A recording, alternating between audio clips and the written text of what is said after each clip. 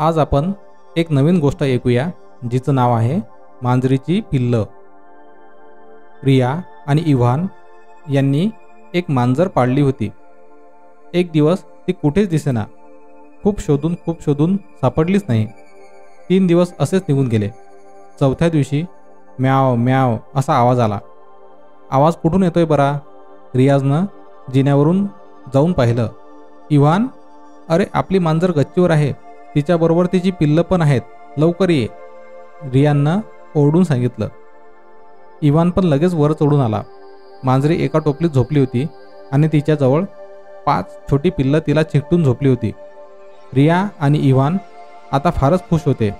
जो कोणी घरी येईल त्यांना ते गर्वानं मांजरीची पिल्लं दाखवायचे। पिल्लं हळूहळू मोठी होऊ लागली। ती इकडे तिकडे फिरायला लागली। एकमेकांच्या अंगावर चढून जमिनीवर लोळून खेळायची। मडक्यात भांड्यात शिरून ती पडून टाकायची।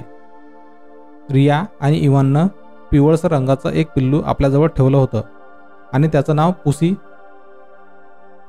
ठेवलं। उरलेली 4 पिल्लं त्यांनी आपल्या मित्रांना दिली। ते पुसीला खायला द्यायचे। पुसीशी खेळताना वेळ कसं निघून जायचा त्यांना कळायचं नाही। ती त्यांच्याबरोबर झोपायची। एक दिवस रिया आणि इव्हान तिला आपल्याबरोबर घेऊन आले। जवळच वाढलेल्या गवताचा एक ढीग पडला होता। वाऱ्यानं गवत हलत होतं। ते पकडण्यासाठी पुसी उड्या मारत होत लगी।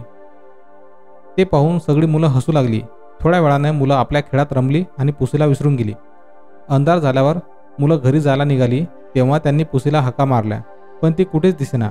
दोन्ही मुलं मग रडतच घरी आली। रात्र झाल्यावर दोघेही पुस्तक हातात घेऊन वाचण्याचा प्रयत्न करत होते, पण त्याचं लक्ष लागतच नव्हतं। मनात वेगळेच विचार येत होते। बिचारी, आता तिला दूध कोण पाजेल?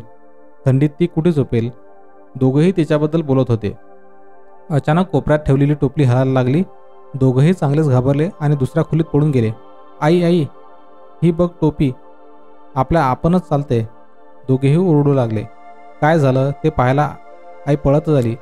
टोपीच्या बाहेर आली पिवळसर रंगाची शेपूट। तिला पाहून हसूच आलं। अरे ही तर आपली पुसी आहे, इथे लपली होतीस काय? आम्ही तर तुला कुठे कुठे शोधत होतो, असं म्हणून मुलांनी तिला वर उचलून घेतलं आणि तिला प्रेमानं कुरवाळू लागले। तर मग मित्रांनो, कशी वाटली आजची गोष्ट? Moral story for kids in Marathi पॉडकास्टला फॉलो करून शेअर करायला विसरू नका। धन्यवाद।